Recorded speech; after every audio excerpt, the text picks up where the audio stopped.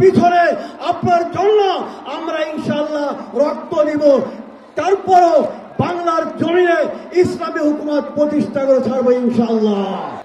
যদি আমার এই বাংলাদেশের সার্বভৌমত্বের উপর যদি কোনো আঘাত আসে, আমার প্রত্যেকটি বাংলার মানুষ হয়ে যায় এক একজন নবাব সিরাজউদ্দৌলা, আমার এক একজন মানুষ হয়ে যায় এক একজন শাহজালাল।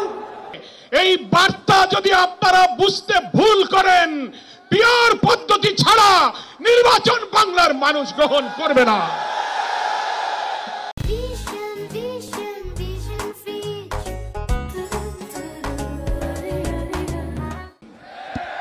কেন ঐতিহাসিক দিন?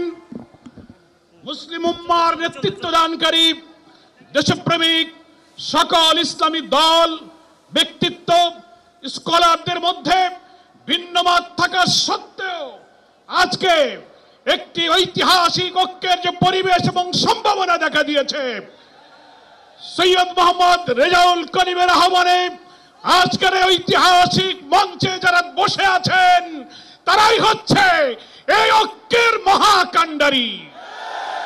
সংগ্রামী ভাইরা আমার, আজকে নেতৃবৃন্দের উপস্থিতি এবং পীর সাহেবের সংগ্রামী ভূমিকায় তিনি আজকে নতুন ইতিহাসের স্রষ্টা হয়ে ইতিহাসে তার নাম স্বর্ণাক্ষরে লেখা থাকবে। সংগ্রামী দেশবাসী ভাইরা, আমি অন্তর্বর্তীকালীন সরকারের প্রধান প্রফেসর ডক্টর মোহাম্মদ ইউনূস আপনাকে বলতে চাই, আপনিও ন্যাশনাল কনসেনসাস কমিশন যেটা হয়েছে তারও আপনি চেয়ারম্যান, তার কো চেয়ারম্যান করা হয়েছে প্রফেসর ডক্টর আলী রিয়াজকে। আর নির্বাচন কমিশনের প্রধানকে আমি বলতে চাই, আজকের এই সমাবেশ থেকে, এই জনসমুদ্র থেকে এই বার্তা যদি আপনারা বুঝতে ভুল করেন, পিওর পদ্ধতি ছাড়া নির্বাচন বাংলার মানুষ গ্রহণ করবে না।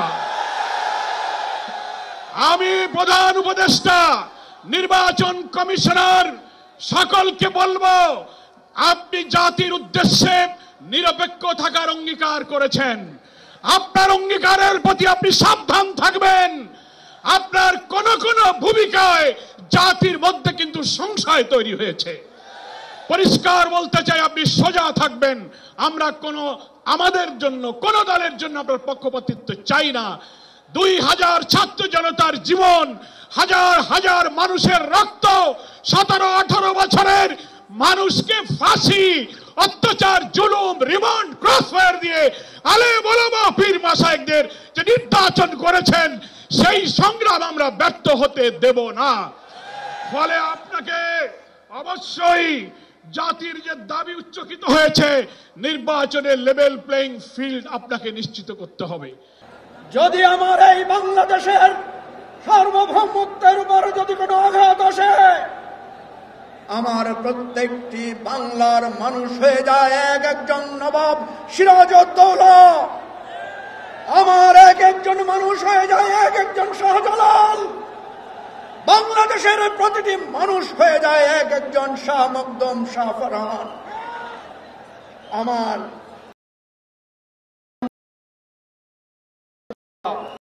আমরা সবাই হয়ে যাই আমাদের জেনারেল জিয়া, মেজর জলিল, আমরা হয়ে যাই হাফেজ হুজুর এবং হযরত মাওলানা ফজলুল করিম।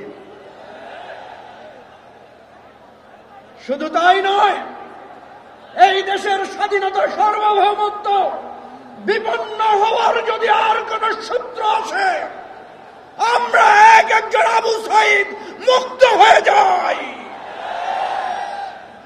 সুতরাং আমাদের জাতীয় ঐক্যের হিসাব পরিষ্কার। আমাদের জাতীয় ঐক্যের একটাই চিহ্ন, একটাই নাম, সেটা বাংলাদেশ। ধর্ম, মত, চিহ্ন, মতবাদ সমস্ত কিছুর ঊর্ধ্বে উঠে আমরা বাংলাদেশী। শেখ হাসিনা ওই নরেন্দ্র মোদীর চক্রান্তে আমাদের দেশের স্বাধীনতা, সার্বভৌমত্ব নষ্ট করতে চেয়েছিল। 5ই আগস্ট আমরা দাঁত ভাঙা জবাব দিয়েছি। সাথী বন্ধুগণ, সুতরাং যতক্ষণ পর্যন্ত এই ষড়যন্ত্র নস্যাৎ না হবে, আমরা একতাবদ্ধ থাকব।